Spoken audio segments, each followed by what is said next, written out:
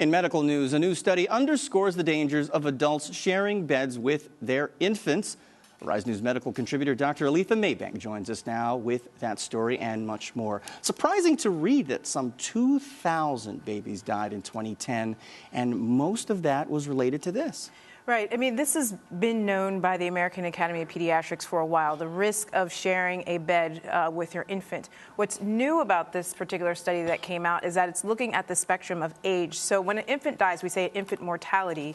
It's when an infant dies less than 1 year of age. And so what this study found is that at the first 4 months of age, that the risk of dying was really mostly due to bed sharing. And we really recommend not to do that. And then the second, from 4th to 12 months of age, was really due to objects that were in the crib. So the recommendation is that there should be no bumpers, there should be no blankets, pillows, nothing that actually the baby can roll over, or it can kind of turn over on the baby itself and suffocate the baby. And the risk of when the baby's less than 4 months old is that a baby really can't move themselves. So if an adult rolls over on them, suffocation can be a really great risk. Even though this is something that we've been talking about in the medical community for some time, what are some of the rationales that parents use for continuing to do this? Right. Well, I think there's more that we have to learn about that. But what we do, and what I do know actually personally from the work that I do, is there are several factors. Why do parents still bed share? Some for issues of poverty. We know that some parents cannot afford cribs. And so it's not an issue of that they are trying to ignore the advice. It's just this is what they have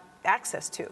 The other thing is that there's a perception among parents that it's okay and nothing's really going to happen because I've done this every single day and nothing's happened so far. So they don't really get the severity of it or the risk of actually sleeping with their baby because they don't know the statistics around this. So there's a lot more that we have to learn about the why, and then realize we have to do a lot more in educating why this isn't really a good practice to do. Some more news in that general area, but some prenatal news from the Equal Employment Opportunity Commission on pregnant women and the status of their employment. Absolutely. So this is the first time since 1983 that any guidelines have been issued about pregnancy discrimination from the EEOC, really stating that an employer cannot fire, they can't refuse to hire, they can't really take any type of adverse action that terms pregnancy as a condition, and it's really illegal. And what has happened is that there have been such an increase in claims that have been filed over the last 10 years.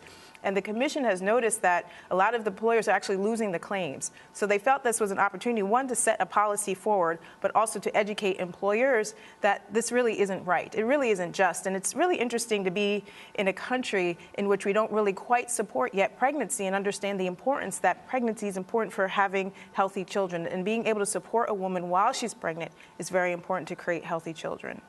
Yeah, in terms of moving forward, in terms of these protections, I mean, what are some of the basics, really quickly, that pregnant women need to know about their rights? One, that they have the right, and that if an employer is challenging them and saying that they're going to fire them or that they're going to take away their jobs when they come back from pregnancy, that they know their rights and that that is not acceptable and that it's actually illegal. And so it's for a woman to, if this happens to her, to connect to a lawyer himself or some other legal department within her institution to say, hey, this has happened for my boss. What do I do now and what steps do I take?